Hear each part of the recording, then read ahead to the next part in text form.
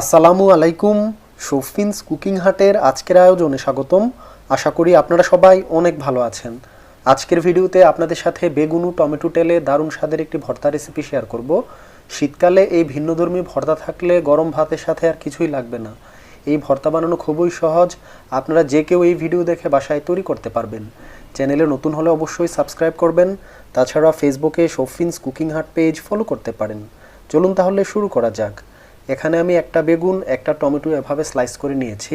তারপর 6 কোয়া রসুন দিয়ে দিয়েছি প্যানের ভিতর। ভর্তা বানানোর জন্য যে বেগুনটা ব্যবহার করছি তার ওজন কিন্তু 300 গ্রামের মতো হবে। প্যান একটা ঢাকনা দিয়ে ঢেকে চুলোয় বসিয়ে দিয়েছি। চুলোর আঁচটা মিডিয়াম ফ্লেমে রেখে আমি জাল করে নিচ্ছি। 7 থেকে 8 মিনিট সময় জাল করে নিব।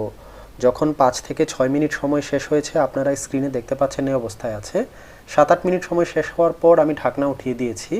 এখন একটা একটা করে বেগুনের পিস ও টমেটোর পিস উল্টিয়ে দিব। এই কাজটুকু একটু সময় নিয়ে করতে হবে। আস্তে আস্তে করে একটা একটা বেগুনের পিস ও একটা একটা টমেটোর পিস উল্টিয়ে দিতে হবে।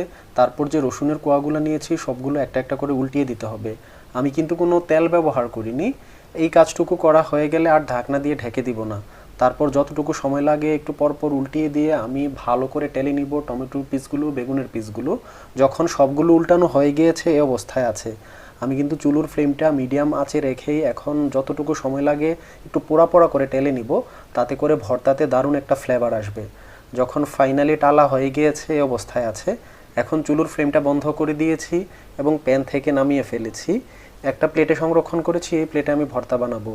যখন একটু ঠান্ডা হয়েছে তখন একটা একটা করে সবগুলো উপকরণ হাত দিয়ে চটকে মাখিয়ে নিব। প্রথমে রসুনের কোয়াগুলো হাত দিয়ে চটকে খুব ভালো করে মাখিয়ে নিচ্ছি। যখন রসুনের কোয়াগুলো মাখানো হয়ে গিয়েছে, তারপর টমেটোর পিসগুলো হাত দিয়ে চটকে খুব ভালো করে মাখিয়ে নিচ্ছি। এমনভাবে মাখাতে হবে যেন মসৃণ হয়ে যায়। তারপর একটা একটা করে বেগুনের পিস হাত দিয়ে চটকে মাখিয়ে নিচ্ছি। যখন তিনটা আলাদাভাবে মাখানো হয়ে গিয়েছে, এখন এই তিনটি উপকরণ একসাথে ভালো করে মাখিয়ে নিয়েছি।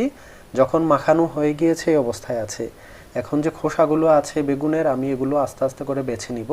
তাতে করে ভর্তাটা বেশ মসৃণ হবে এবং খেতেও ভালো লাগবে। এখন ভর্তা তৈরির অন্যান্য উপকরণ দিয়ে দিচ্ছি। পেঁয়াজ কুচি দিয়ে দিয়েছি 1/3 কাপ পরিমাণ। তারপর চিলি ফ্লেক্স দিয়ে দিয়েছি 1 টেবিল চামচ পরিমাণ। লবণ দিয়ে দিয়েছি 1 চা চামচ পরিমাণ এবং সরিষার তেল দিয়ে দিয়েছি 1 চা চামচ পরিমাণ। লবণটা আপনারা আপনাদের স্বাদ অনুযায়ী ব্যবহার করবেন। এই উপকরণগুলো একটু মাখানো হয়ে গেলে সবগুলো উপকরণ একসাথে ভালো করে চটকে মাখিয়ে ভর্তা তৈরি করে নিব। যখন মাখানো হয়ে গিয়েছে, আমি 2 টেবিল চামচ পরিমাণ ধনিয়া পাতা কুচি দিয়ে দিয়েছি। দিয়ে আবারও হাত দিয়ে চটকে ভালো করে মাখিয়ে নিব। শীতকালে যে কোনো ভর্তা তৈরির সময় ধনিয়া পাতা একটু বাড়িয়ে দিলে এর স্বাদ কিন্তু বহুগুণ বৃদ্ধি পায়। এভাবেই তৈরি করে ফেললাম ভিন্ন স্বাদের এই ভর্তাটি।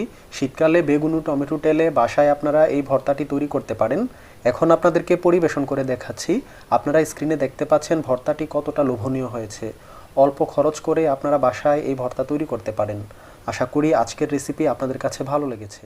সবাইকে ধন্যবাদ। আসসালামু আলাইকুম।